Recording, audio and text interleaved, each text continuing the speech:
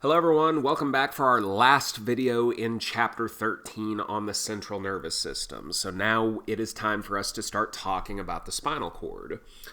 The only thing we've really said about the spinal cord before is we took note of how the organization of white matter and gray matter is kind of flip-flopped as compared to the cerebrum. So here we see white matter on the outside and then a H or butterfly-shaped region of gray matter on the inside. It almost looks like, on both the left and right side of the spinal cord, it kind of looks like horns, and we're going to kind of stick with that. So these horns are called the dorsal horns and the ventral horns.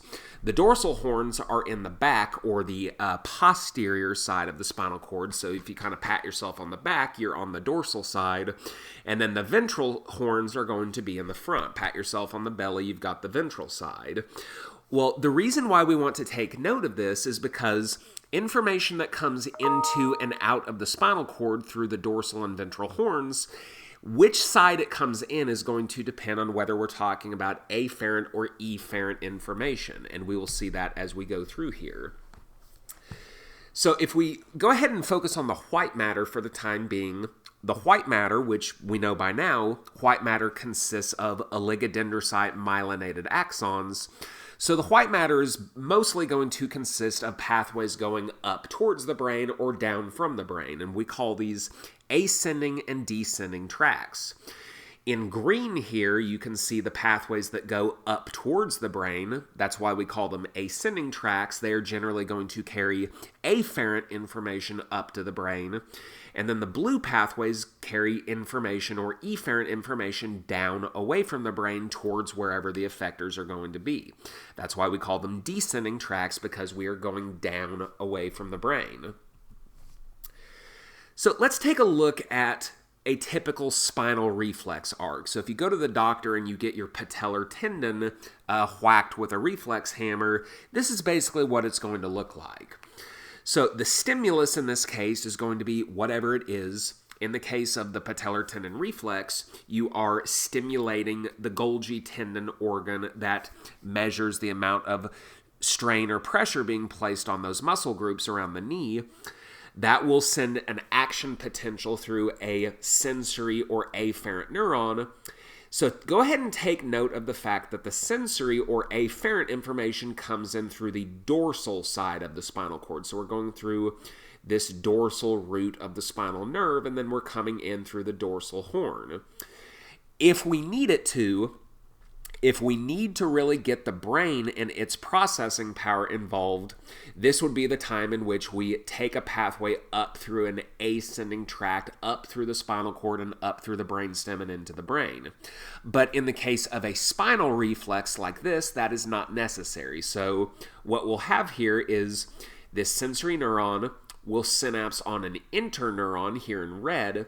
That interneuron will fire its own action potential and then synapse on a motor neuron that will then carry efferent information out through the ventral side of the spinal cord. So afferent information goes through the dorsal side, efferent information goes through the ventral side. That is a good thing to remember. The interneuron in this case basically functions to connect the sensory and motor pathways.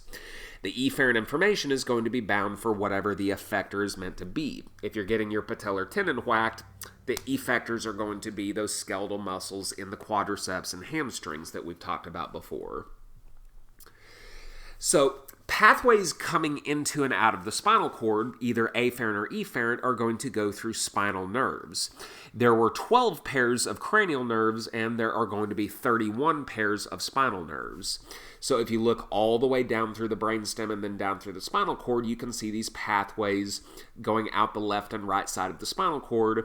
As you go down, you continue to get more and more spinal nerves. 8 of them will be at the cervical level, which is just inferior to the brainstem. 12 at the thoracic level, so around here in the region of the heart and lungs. 5 at the lumbar level, which is going to be kind of towards the mid region of the back. The sacral region towards the lowest part of the back, and then 1 at the coccygeal region, which is your tailbone.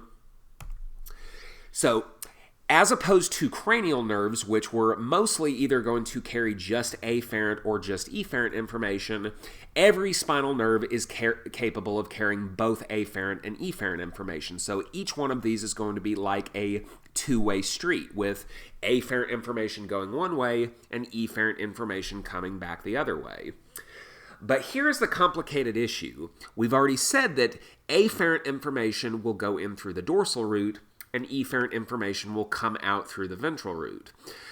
If you are not anywhere close to the spinal cord, these pathways are running directly in parallel with each other, kind of like, again, a two-way street. But I like to think of this kind of like a divided highway. So the closer you get to the spinal cord, we're eventually going to want to divide up the afferent and the efferent pathways. So once you get close to the spinal cord, you are going to diverge this pathway so that the motor information goes towards the ventral side and the afferent or sensory information goes towards the dorsal side. So we've already said that near this attachment to the spinal column, the dorsal root of the spinal nerve connects you to the dorsal horn, and the ventral root connects you towards the ventral horn. The ventral root will only contain the axons of motor neurons, and the dorsal root will only contain the axons of sensory neurons.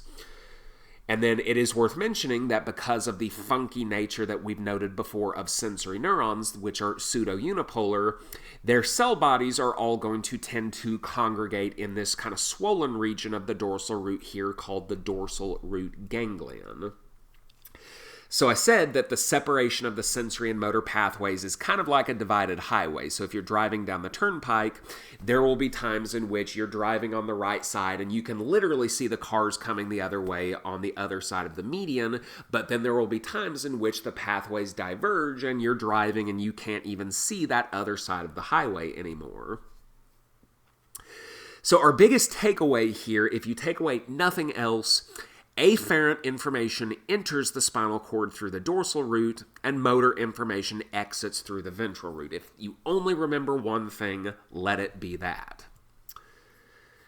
And we already mentioned the dorsal root ganglion, these kind of swollen structures that only exist on the dorsal side of the spinal nerve.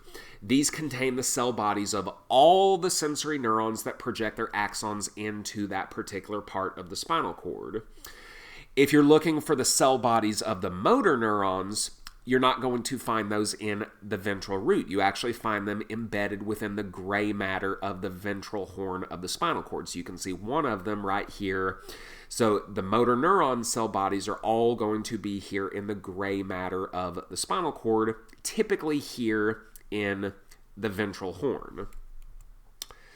All right, and then before we wrap it up, in this particular picture, you will see how the sensory neuron axon terminates right here, and then there's nothing really connecting it to the cell body of this motor neuron right here. Well, that's why interneurons are important. So what that picture should have shown was an interneuron that connects the axon terminal of the sensory neuron to the cell body of the motor neuron, but sadly that is not present in this picture.